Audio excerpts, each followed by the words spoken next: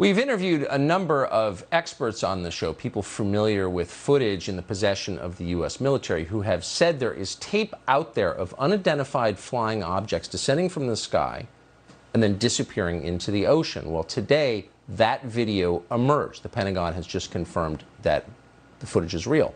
You're seeing it now on your screen.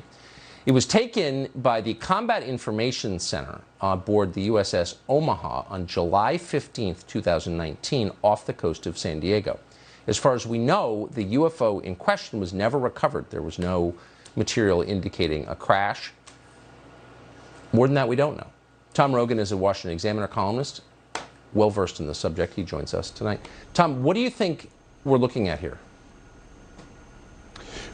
Well, I think we may well be looking at a true unknown, which is to say intelligently controlled machinery that is not understood to be in the possession of the United States, China, or Russia, which are the three most advanced countries in terms of military aviation. And so, you know, the video in and of itself is limiting what it can tell us, but I think it speaks to, as the Pentagon itself has admitted, this continuing trend of truly unexplained things coming into the public consciousness more than they have before. If you listen to this with the sound up, you can hear the guys who are monitoring this video in real time gasp when it seems to disappear beneath the waves. So this kind of takes the weather balloon off the table or some meteorological phenomenon off the table. I mean, clearly, we're looking at something that is, as you just put it, being intelligently controlled, and it's going underneath the ocean and then disappearing.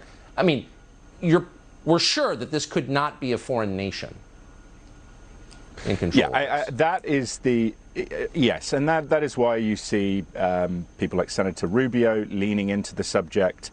The military Office of Naval Intelligence, which really leads the military effort researching this.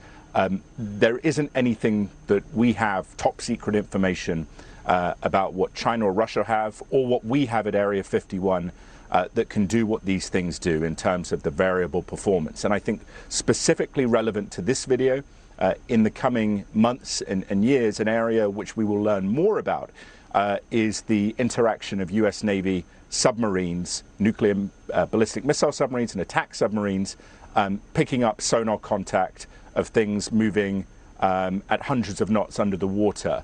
And so there is a undersea dimension to this that the Navy has sort of pushed off to the side as the pilots talk more about their experiences. So there's a lot more to come out, I think, is the best way to put it.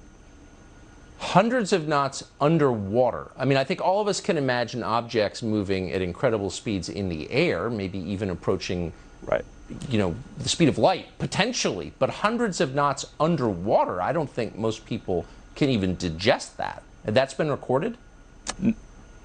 That's what I've heard from sources, very good sources, and that the Navy has the data.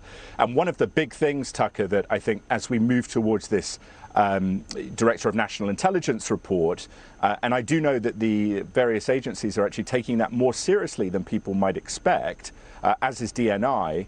One of the things we're going to find is that over a period of decades, a lot of the data, a lot of the measurement of these things has been put off as technical aberration or essentially a data malfunction, because they didn't want to really admit that something very serious and special is going on.